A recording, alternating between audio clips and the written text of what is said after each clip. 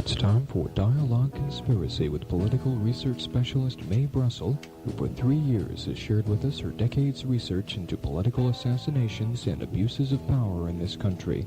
Her program relates the news of the week to emerging evidence about the conspiracy which allegedly maintains by force its control over the legislative and judicial processes in America. And now, here's Mae.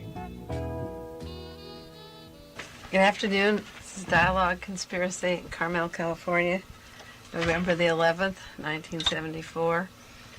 This is number 170 programs, 3.5 years of Dialogue Conspiracy.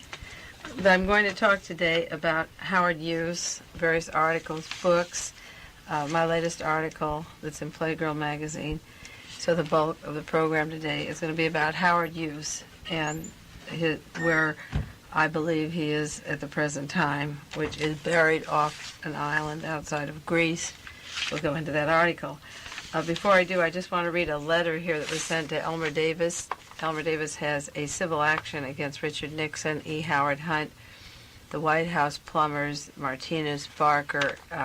Elmer Davis, you remember, was on the show a few weeks ago with me. We talked about his case, was named as the scapegoat at Dr. Fielding's office in Beverly Hills, California. The Beverly Hills police said that he was responsible for the burglary of that office when it actually was the White House plumbers. And Elmer Davis was taken to jail for 270 days, charged with that, and then was at Folsom for 2 years. And he has a $2 million suit against these particular people. And he's been trying to serve papers to them. It's difficult to get their addresses, their home addresses, and the lawyers aren't cooperating. So Elmer wrote a letter to the attorney for E. Howard Hunt about the civil action, wanting the address of E. Howard Hunt.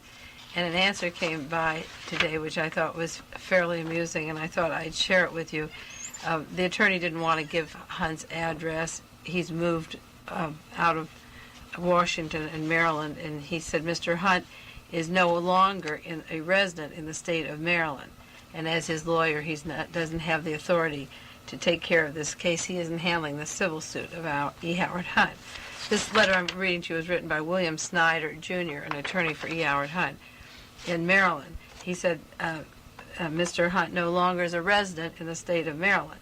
I think it would be inappropriate for me to take on an additional suit on his behalf. In short, I'm saying that in order to get Mr. Hunt in the case, you must make valid service of process on him at his new address.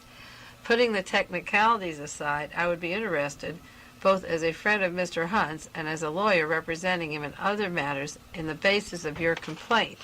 You complain that Mr. Hunt endeavored to make you a scapegoat and a fall guy for his criminal activities in the connection with the entry into the office of Dr. Lewis J. Fielding. Mr. Davis, the truth of the matter is that Mr. Hunt has never denied participation in the Fielding entry operation. The grand jury named him as a conspirator in the indictment returned in the case. He has testified on countless occasions as to the facts of the Fielding entry.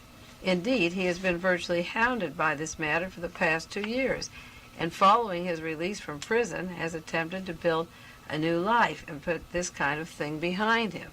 His financial condition is extremely precarious, even as his legal expenses continue to mount in connection with very serious matters such as the Watergate cover-up trial. For these reasons, I would urge you as a humanitarian and decent gesture to drop Mr. Hunt from your case and pursue your remedies against the Los Angeles Police Department or anyone else who has truly wronged you. Yours sincerely, William A. Snyder, Jr. I think it was very interesting that the attorney was asking Elmer Davis, as a humanitarian matter, to forget E. Howard Hunt, that Howard Hunt already claimed that he was the scapegoat. The point is that Elmer Davis was charged with those burglaries in 1971 and just got out of Folsom in 1974. And the only reason that Mr. Hunt has admitted to the burglary at Dr. Fielding's office, is that the White House plumbers got caught at the Watergate in June of 72, and in the May and June of 73, when Daniel Ellsberg's trial was taking place, the story of the White House plumbers breaking into Dr. Fielding's office broke open. But Elmer Davis had already served 2 years in prison and in jail on those charges. And E. Howard Hunt never cleared that matter. The CIA made that entry into Dr. Fielding's office, and Martinez said, again, it was in that Harper's Magazine last October, that they were going to blame somebody who had a narcotic record and throw vitamin pills around. And the Beverly Hills police never knew Elmer Davis. He'd never been charged with anything in Beverly Hills before. So they were picking somebody who was in Los Angeles on a parole violation at the time of the entry into Dr. Fielding's office. They had a selected patsy who had taken narcotics up till 1966 and had stopped. But on his past record, we're going to charge him. So E. Howard Hunt, his lawyer saying that he had gone to prison on some matters. Hunt is not being tried for the cover-up of the Watergate trial that's going on now. He's a witness there. He's not on trial himself.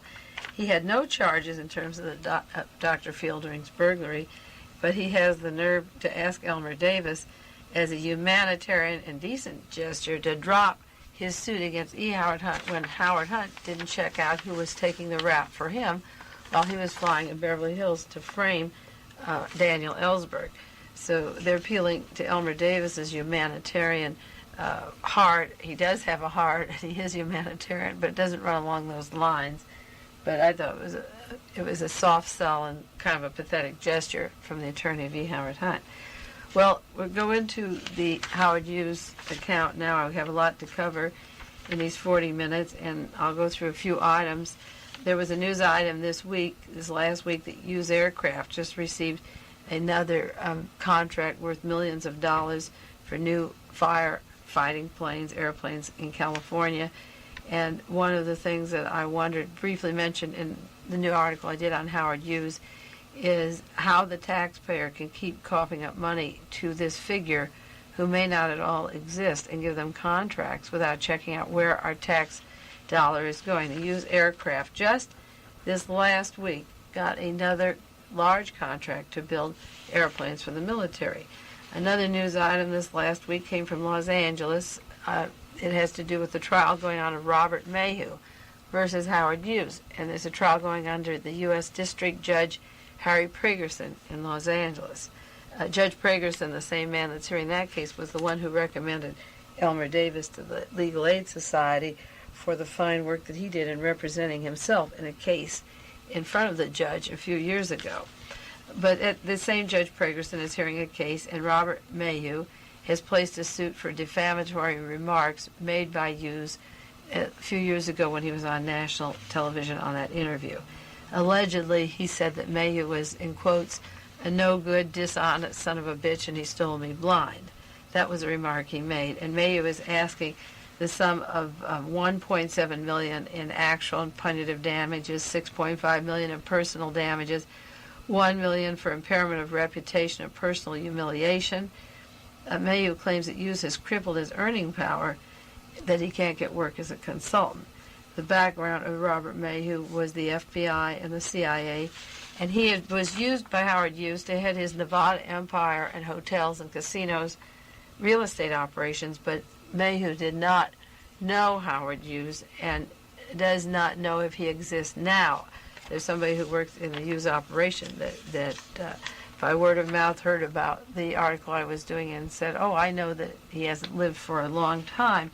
Robert Mayhew could possibly, it's very possible, know that Howard Hughes is dead in the same way that I am trying to deduct that Howard Hughes is dead.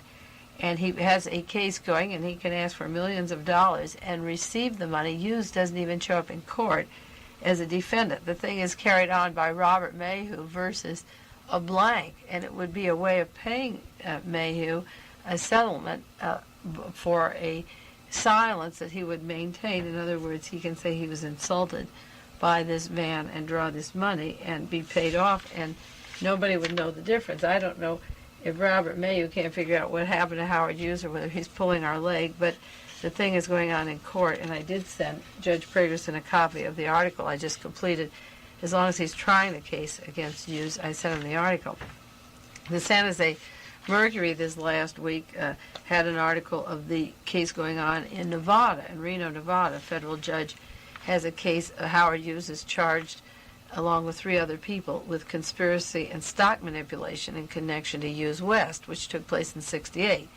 Robert Mae was a defendant in that case, and Chester Davis and David Charnoff, who worked allegedly for Howard Hughes. And Hughes failed to appear in court. They didn't expect him up there. That's another case he's involved in. And there's an attorney, Moses Lasky, appearing on his behalf.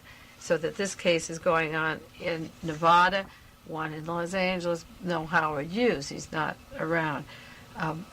The article describing the Reno, Nevada case did say that Hughes has not been seen in public since in the 1950s. And I maintain that 1957 was the cutoff date where Howard Hughes went out of existence, and a set of doubles possibly have taken over now, and that Howard Hughes, as he was known to people before, ceased to exist in 1957. There was another book out, I mentioned it briefly last week, The Breaking of the President, 1974. This is a photo history, volume 3. The address again is Collector's Publication, P.O. Box 3584, City of Industry, California, 91744. If you want any of these addresses, write to me at KLRB and I can send them to you. This book has a section on, this is the 3rd volume of a series on Nixon and the Mafia, and this is a section on Howard Hughes too. And there's the part about Howard Hughes begins, now that Richard Nixon has resigned from the presidency, the country is being left with many unanswered Watergate-related questions. I reword that and say Richard Nixon resigned so that many of these questions remain unanswered. The book goes on, one of the most unresolved areas concerns the large contributions and loans made to Richard Nixon and his family by Howard Hughes. It may never be known exactly what Hughes got for his money, or even if Nixon and Rebozo diverted any of the campaign contributions for their personal use. Now, I think that this section on Nixon and the underworld is important. The part about Hughes is important. The area that I'm concentrating on now, that I did extensive research for many months, almost a year before the SLA story broke, my next big story was going to be on mind control and behavior modification. And I found a link between the Hughes foundations that we'll go into and the hospitals that are experimenting with electrodes, psychosurgery, and behavior modification. So while the article, Breaking of a President, says it may never be known exactly what Hughes got for his money, I think it's important that we find out what he got for his money. I understand on KGO just today there was an author of a new book on the Fourth Reich that is coming for Farrago. I'm not sure the name. A friend called me today and told me that he was on the air, that there's a new book, and I'll have to get the name for you by next week, and more information on the book. And it's about the Fourth Reich being formed down in South America. We've talked a few programs on the Ustasi, the Nazis, that have become part of our bombing and violence and going to set up world terrorism. And they call themselves the Ustasi, the Yugoslavian branch that work with Hitler and extermination camps and with Mussolini, that are functioning in the United States, Sweden, Spain, Australia, around the world. Well, this fourth branch of Nazism, this Fourth Reich in South America, could link easily, and does, up to various people in Florida that are linked behind the construction of the SLA. And I think it's important because the Hughes Medical Foundation is in Florida, and we don't know where the money goes that Hughes contributed to the Nixon campaign or to the government or to the CIA as a conduit of CIA funds. We better find out very quickly as we get into a more 1984 period of brain experimentation and behavior control. As I say, the book, The Breaking of a President, said it may never be known exactly what Hughes got for his money. And the important thing is, if there is no Hughes, and if this is a group of, say, neo-Nazis behind it, it's more important than ever to find out what they got for putting certain people in office. James McCord, in his book Pieces of Tape, described Hunt and Liddy as working for E. Howard Hughes. They were supposed to burglarize the offices of Hank Greenspan in Las Vegas, and they were to use airplane under the conjunction of the CIA and FBI for getaway planes. This reminds me of getaway planes outside of Dallas, of John Kennedy assassination, the Robert Kennedy, the Martin Luther King. The gunmen were flown out of town. And I think it's important about the use of getaway planes, the use of these men when the past political assassinations were taking place, and just find out who Hughes is or what his airplane is doing and what connections they've had to these past assassinations. The links are coming tighter all through the evidence coming out of all the books. There seems to be a pattern that is emerging and getting tighter, and that's why it is important not to let Leon Jaworski run home and not look into the Hughes money, Rebozo money, or what they were doing with this money. Lawrence O'Brien worked for Howard Hughes. He was the Democratic National Chairman. At the same time he was paid by Howard Hughes, he was paid by the Democratic Party. There's no wonder that the Democratic Party never investigated the Watergate properly or the political assassinations, because they're completely infiltrated with representatives of, they're called public relations offices, and these men put down the conspiratorial aspect as representatives and chairmen of the Democratic Party. Roy Ash, who's now the head of our budget in Washington, worked for Hughes Aircraft. We've talked about that before. I'm going to the background of Hughes before we go into the article. These are so important because Roy Ash was the acting controller of Hughes Aircraft, and he overcharged the government for $43 million that we've talked about before. And then he left a few months later, and Roy Ash and Charles Tex Thornton left Hughes Aircraft and started what they call the Electrodynamics Corporation that later became Litton Industries. Well, what happened to this money siphoned off from the Hughes Aircraft from our tax dollars? Litton Industries was the conduit of funds for the military dictatorship for our CIA in 1967. Now, there's an article this week that Roy Ash, as head of Office of Management Budget, will decide what to do about inflation, whether our taxes will go up or the government spends less. Spending less doesn't mean less contracts for military weapons. It means less benefits for people on the streets, less domestic needs, less lawyers where we need them, less improvements in all the major areas that we need in the United States. Roy Ash is going to decide that for us, and he is the man who is the acting controller at Hughes Aircraft.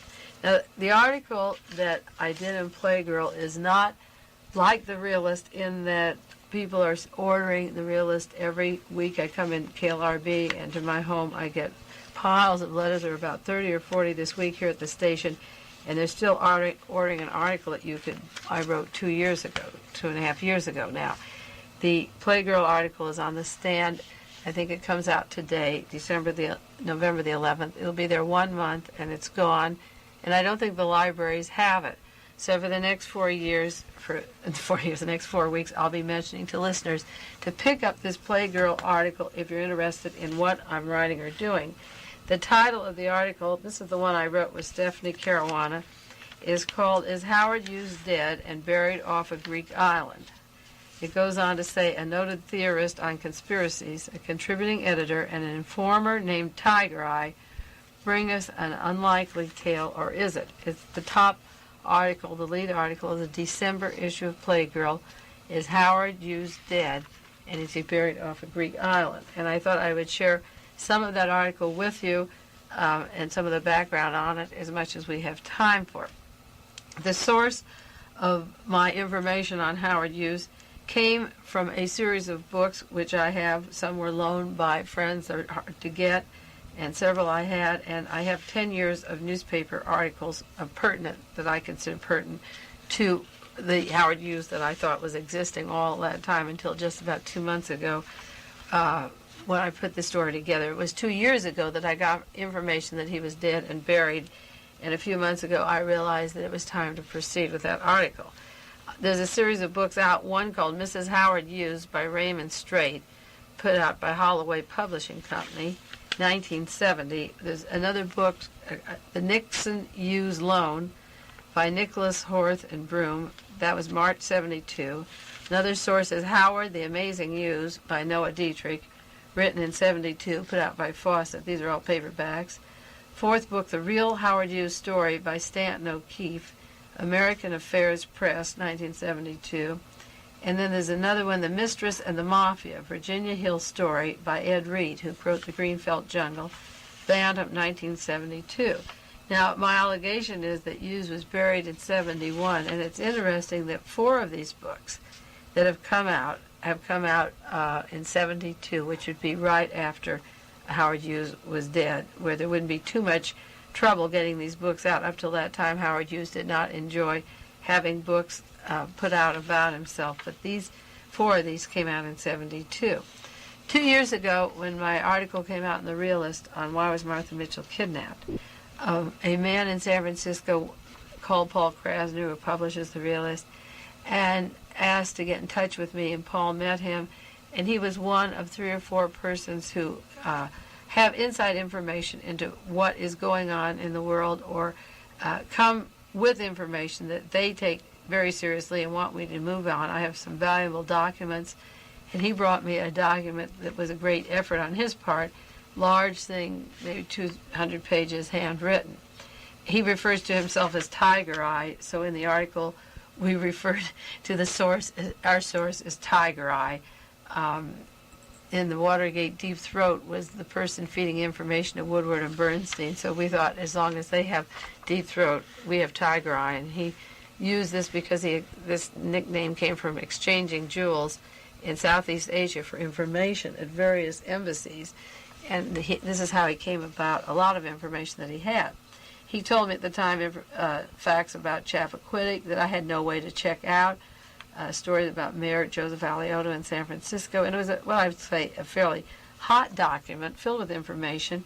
He also gave me a story of $100,000 that Richard Nixon received from Hughes in 1968, and $100,000 that Humphrey received from Howard Hughes in 1968.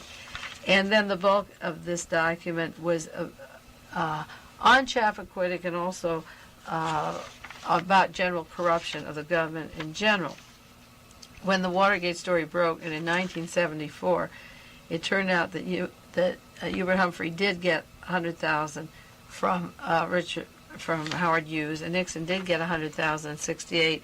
Humphrey's money was delivered outside the hotel in Century City by agents of Howard Hughes. I decided that the news of the 2 years was shaping up to what this gentleman had told me. I had nobody out in the field to look up some of these things, but the news was coming in, so I decided to go back and look into some other facts that he gave me and see how they jive to my research. And what he told me, on the basis of what he was telling me, I took facts about Howard Hughes and the information that was available in the news, and I dug out what I considered were the pertinent facts and analyzed them.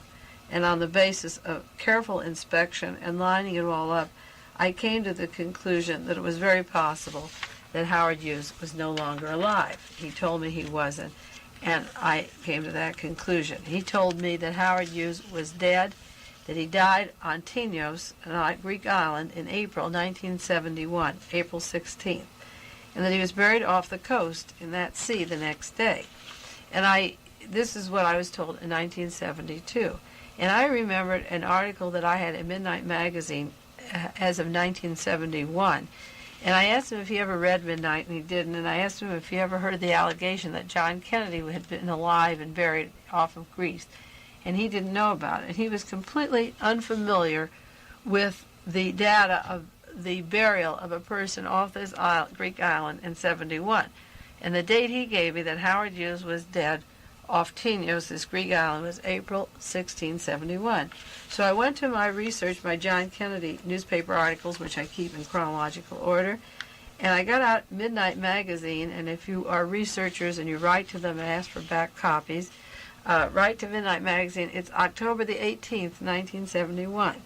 And there's a picture of a woman resembling Jackie Kennedy standing over a body, and there's a feeble man, and he's in a wheelchair, and his head is covered. And the story allegedly was that she was possibly caring for John Kennedy, that there was a patient there, and the man looked old, and he looked gray, and very weak, and there was a picture. This is October 1871.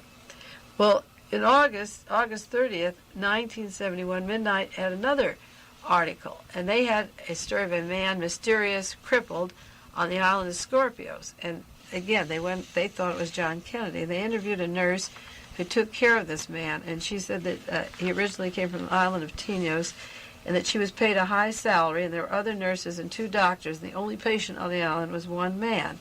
And they used to feed him and bathe him and clean him up, and he was very tall. He was about 6 feet tall. Well, Howard Hughes would have been 6 feet 3.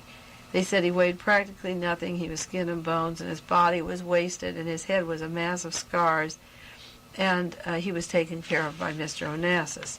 Another man, an American Army major by the name of David Cordray, saw the same man, and April 18th, he was on a boat outside this island, and he saw 2 high-powered speedboats, and he saw a burial at sea. This is April 18th, and this jived with what my source, called Tiger Eye, had told me about the death was April 16th, 71, and the body was buried April 18th. An American Army Major, David Cordray, saw a burial at sea. He said there were 2 high-powered speedboats, and that people gathered around on a rocky point, and there were 5 or 6 people. And there was a priest, and he said Jackie Onassis was on the rock, and so was Ted Kennedy. And there looked to be a ceremony, and that body was lowered into the sea. Well, I began to go through all the data, the books that I could get on Howard Hughes, the early articles, and these are some of the things that I discovered that are in the article in Playgirl, this December issue. The key year to the Hughes story seems to be 1957. In the book by Howard, The Amazing Hughes, Noah Dietrich tells how he took care of Howard Hughes, worked with the Hughes Empire, was hired by Hughes, but never saw him after 1957. That was the key year, that he was never involved. Howard Hughes was never seen since the late 50s. This has been admitted again in the trials taking place now, and that he was never involved in his empire since 1957. Now, the book by Noah Dietrich tells that a change took over him, and that from that time on, from 1957 on, Dietrich never had contact with Howard Hughes again. When Howard was 19, this is 1935, he inherited the Hughes Tool Company from his parents, and he was 19 years old, and he hired Noah Dietrich to help him take care of this. It was down in Houston, Texas, and they made drilling parts for oil wells. In 1938, Howard Hughes broke the world record. He was an extrovert. He went around the world. The speed record he broke, he was a famous aviator. He had a ticker tape parade down Broadway. In the 1930s, he was designing airplanes. He seemed to be a child prodigy or a genius at that. And then he decided to go after government contracts. Now, the 30s were when Hitler was being rebuilt, and the Mellons, the DuPonts, the American ammunition makers were starting to rebuild Hitler's Third Reich from over in this country. Ford Motor, ITT, all of them were involved in making warfare contracts with Hitler and build up that state of fascism. And he was after government contracts. 1942, this is during the war, he hired John Myers as a press agent. And John Myers now works for Aristotle Onassis. Allegedly, I understand he works for Onassis or Jackie Onassis. So he went from Hughes, allegedly, to Onassis. In the 1940s or 1950s, he started making political contributions. The war was over now, and these were the years. 1945 was when Richard Nixon was brought over from Navy intelligence to be propped up to run for Congress by aerospace people out in California. But in the 1940s and 50s, the Hughes Company, the Hughes Tool Company, began to make contributions, and Howard Hughes allegedly had said that he wanted to own or control a lot of politicians. And they gave money to councilmen, to supervisors, to tax assessors, sheriffs, district attorneys, governors, congressmen, senators, judges, the vice president, the president of the United States, and were influential. The Hughes, whoever they are, company have been influential in deciding justices of the Supreme Court. In 1943, Hughes Aircraft got their first government contract. That's when the war was just about over for $70 million. It was the end of the war, but the beginning of the armament industry. It was when the Nazis were being brought over from the Gehlen operation, from Adolf Hitler's operation, to South America, to the Bahamas, to Jamaica. And as I say, Nixon was soon to be selected to represent Congress from California for Bank of America and Aerospace. July 7, 1946, Howard Hughes was critically injured in an airplane crash. It happened in Beverly Hills, California, just about 3 blocks from my home where I grew up. This was in 1946. About 2 blocks from there is where Bugsy Siegel was murdered. I remember that area of Beverly Hills very well. One was over on Whittier and one was on Linden. But in 1946, July 7th, he was critically injured. He had broken 9 ribs. He had bad burns on his left hand, a left lung collapse. It was filled with blood. He had severe facial burns, skull fracture, crushed cheekbone.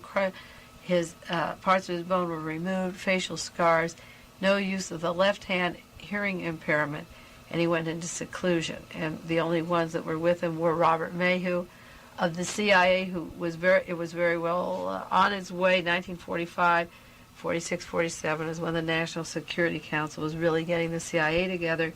Robert Mayhew, who had been with him through starting at this period up till just recently when he was fired in 1970, was there. He's an agent of the FBI and CIA, and he had what he referred to as the Mormon aides or his Mormon palace guards, and then all business from then on was done on the telephone.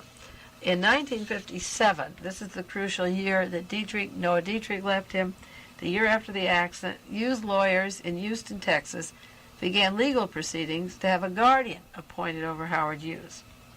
The lawyers said that Hughes was out of his mind, and Dr. Vernon Mason, Hughes' personal physician, was the director of the Hughes Medical Foundation, made the suggestion that Hughes be declared medically incompetent. And that Hughes Medical Foundation is one of the key stories, one of the most important stories about the whole Hughes affair, because a donation was given in 1956 of $205,000 to Richard Nixon as vice president. He was newly elected vice president. A loan was given of $205,000 that was never paid back. It's written in the book, the Nixon-Hughes loan. The loan was said to bail out Donald Nixon, out his restaurant, the Nixon Burgers. Money was never collected on that loan. It was after Nixon was elected vice president, and this date is important. November 56 was important, but that was November 56. Then the winter turned in December, February 57, 3 months later. The Internal Revenue made a reversal on an appeal that the Howard Hughes Medical Foundation have tax-exempt status. All the profits from the Hughes aircraft, government contracts, and so forth were funneled into this very mysterious medical foundation. And teams of doctors were set up. We have no listing of what contributions they've made. I have a list of a few hospitals that they do send money to, and all of those hospitals are doing mind control. But their own doctors treated the man, say, that was at the Boston hospital that was supposed to be Howard Hughes. The medical foundation that wanted him declared incompetent was his doctor in Boston. The medical foundation that wanted him incompetent are the doctors that tend Hughes, so that Hughes doesn't have to be alive. This foundation can function without Howard Hughes alive at all. And it was in 1957, the year that Hughes seems to have dropped out of sight completely, that the medical foundation made the suggestion that Howard Hughes be declared incompetent. And the year is 57. February 57 is important. The article, I won't have time in 20 minutes to go over much of it. I hope you all buy Playgirl and read it. But the article goes into a section called Love and Marriage. Howard Hughes married Susan Peters. Again, these dates are important. He was supposed to have disappeared, according to my research, in 57. The doctors, his own doctors, wanted him incompetent. That's in February. March the 12th, after the foundation wants him declared incompetent in February, March the 12th, 57, Noah Dietrich, the lifelong aide of Howard Hughes, is fired over the telephone. Is fired. 57. Dietrich drops out of the picture. He's been with him since he's 19 years old. He's fired. The very next day, March the 13th, 1957, Howard Hughes is supposed to marry Susan Peters, the day that Dietrich is out of the picture. Now, the wedding was in Tonopah, Nevada. Allegedly, they registered under assumed name. Nobody saw the couple there. The justice who married them is dead. The name of the wedding party was a G.A. Johnson, 46, Hughes would have been 51, and Mary Evans, 29. The wedding was announced in the newspaper by the Wella Parsons months later. No witness saw them. There's no wedding picture. Several years later, a Christmas card went out to some friends saying Howard and Susan, announcing that they had been married. Unseen, unphotographed, no living judge, no witness, no name. Some investigative people have gone through all the books in Nevada, and there's no record of them. They were supposed to have 10 years of marriage. They were never once seen in public. As I say, never photographed. They lived in Bel Air a few years, but the tenant was told the tenant was never seen by the man who rented. The housing rental was mysterious. The tenant never saw a man or a Mr. Hughes in any shape or form. When Howard Hughes moved to Las Vegas in '68, Jean Peters went there for 1/2 hour or so every couple of weeks. She took a trip to Vegas, but she has never been out of the company of a guard, a security guard, so she could be a virtual prisoner. She got a divorce just recently, and the date is important again. She married him for 13 years. She married him in '57, March 13th. No names, no record, no photograph, no signature on a wedding certificate, no announcement. Nobody has seen houses that they shared all these years from '57. The divorce came June '71, and I allege that he was buried in April of '71, so she is officially divorced in '71. The same person, Tiger Eye, who gave us the information, or gave me, and then Stephanie and I wrote it up, said that the Clifford Irving story is linked to the Howard Hughes telephone television conversation that Clifford Irving's wife went to a bank in Switzerland, the Credit Suisse, which is owned by Onassis, and checked out money. Allegedly, the book story, according to this source, the Clifford Irving thing was only done to bring out in the open that Howard Hughes was alive. Clifford Irving would write a book, maybe knowing that Hughes was dead, and then this corporation surfaces and puts on this telephone conversation to reaffirm he's alive because he was actually buried in April '71. So officially her divorce ended June '71, and it could be that he was buried in April '71. Now, Howard Hughes was known to have doubles. He had doubles from 1947. After his plane crash, he was photographed, and it looked entirely different than the other Howard Hughes. He had met a man, Frank McCullough, at an airport under various mysterious circumstances in 1958, and never could the man say that that was Howard Hughes. As a matter of fact, he took him up in the plane and said he was a lousy pilot, and the plane bounced, and there was no way that this man could confirm that it was Hughes. He had a double in 1947 whose name was Brooks Randall, and there's a picture of him taken in 1954 of Brooks Randall. Hughes had many, many doubles in '57 and '58. When he went to Las Vegas at night, he had doubles, one set of doubles that landed at one train station and one at another, and the head was under the stretcher, and nobody knew who landed there. That was in 1968. He was supposed to be in various disguises walking around Las Vegas. The departure from Las Vegas was interesting because a man was supposed to have walked down the stairs, down 9 flights of stairs, and been strong and healthy, and taken himself down this flight of stairs when he departed Vegas in '68. That's one of the stories. And then the other story is that he was taken down a stretcher down an elevator, and one man stepped forward as a witness the night that Howard Hughes left Las Vegas, and he said 7 men were offered $500 to stand outside when this man, allegedly Howard Hughes, left. Well, if Howard Hughes had spent all these years in secrecy, why would he spend $3,500 to assure that somebody saw a body removed when he fought privacy all of his life? So they were paying a team of people $500 each to say that he came down the front steps. Meanwhile, down the front elevator, another group said he left out and back. Then there were 2 getaway cars to take him to the Bahamas.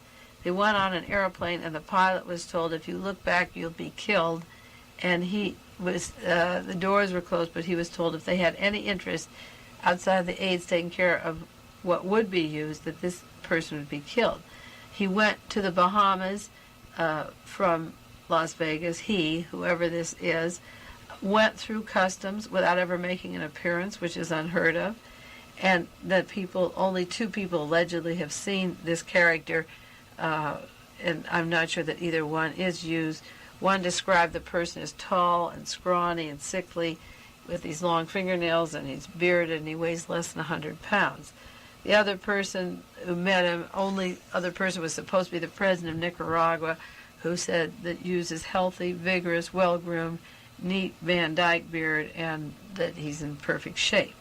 Now, everything Hughes touches is covered with Kleenex. His hands touch Kleenex, and then it's torn into tiny pieces and it's thrown overboard, and no fingerprints are allowed so that no one can say that this was Howard Hughes' fingerprints, because everything he's touched has been destroyed, and even his feet, he's supposed to be walking around with Kleenex boxes over his feet.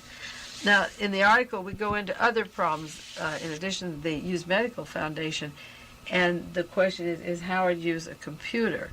The title of the article was Is Howard Hughes a computer, and does Onassis push the buttons? There was an article in the Los Angeles Times, January 28, 1971, that all of Howard Hughes' life was put into a computer. Every piece of information, of personal history, has been put into a computer. There also is another article that says that his handwriting has been made into a computerized signature. And I have the sources of each of these articles. I have them all. The one, January 28, 1971, was an article in the LA Times that described a computer which had been programmed to write the signature of Howard Hughes, with a photo of the computer signing a piece of paper. And handwriting experts argued the computer's signature was an obvious fake, but they said the digitizer computer plotter system could be used with greater sophistication to fool any handwriting expert in the world. In 1968, William Gay, who worked for Hughes, one of his aides, ordered a computerized record prepared and a chronological synopsis of every news story or book that ever had been told or published about Hughes, plus private material supplied by the Hughes Tool Company, was put into a computer. And Dr. John Petit, a computer theorist, was hired, and he compiled all this material and put it into a computer. And the resulting computer prints out an 1.5 inch thick, a cross-reference of everything that Hughes did, but only a few copies of the printout were ever made. So you can understand that when he got on a speaker to prove of his existence, to say that he was well and alive in January 72, every answer could come out of that computer. Now, 7 hand-picked reporters were asked to hear this voice print in 72. This was after the burial of Howard Hughes, to confirm that he existed. The burial was in April 71, and in January 72, after this big Clifford Irving hoax, 10 questions were asked Howard Hughes. 3 of them were public record, and the voice answered them correctly. One was answered, one he failed to answer, whoever answered this, that also was public record if a person wanted to look it up. And 6 questions couldn't be answered at all. Now, all people agreed that the voice was that of Howard Hughes, but he hasn't been seen publicly since 1957. With all the accidents and the moving, they were listening to a Hughes from 57 to 72, and the voice experts that were hand-picked concurred that this was Howard Hughes. Now, there's no reason, we don't even know who these voice experts were that were picked by them, but we do know, like in the Warren Report, we have 6 men that were handpicked by Lyndon Johnson to investigate the murder of John Kennedy, including the current President of the United States, Gerald Ford. And he isn't telling the truth about who killed Kennedy, so how can we trust these people that sat in a conference room at the Sheraton Universal Hotel in Universal City in North Hollywood and listened to a voice emanating from a small box and agreed it was Howard Hughes? A lot of questions were missed, as I say, and in the article I have the remark, even computers can't win them all. A order went out to get all old newsreel prints of Howard Hughes they could find, his physiognomy and so forth, and buy them up so that nobody would have them. We only have 1 minute left. I won't go into the Rosemont Enterprises. That has to do with the request of Howard Hughes to be put on ice when he's buried so that his body is kept. You know the story of how he wants to be remembered and kept until science can help cure his diseases or whatever. If he dies, he wants his body put on ice. I think this is part of the Hughes hoax. So in the event he's dead, he can be put into a deep freezer very quickly. And they say we don't want to jeopardize his flesh. He has requested the box. Therefore, at any time that the hoax becomes noticeable, this thing could be covered over. I think it's important to go into who was buried at the Greek island. I hope the Playgirl causes a lot of comment. It's going to get a lot of publicity. It's on the stands now. You can read it. I hope you read it. And as I say, it won't be around more than a month. So later it's hard to pick these things up. So if you're collecting some of the things I'm doing or you're interested in them, get it now while you can. Next week we'll be back together. Stay well, and I'll see you on Dialogue Conspiracy. This has been Dialogue Conspiracy with political research specialist Mae Brussell, who for 10 years has been researching the facts behind political assassinations and conspiracies in this country. Dialogue Conspiracy originates with KLRB FM in Carmel, California.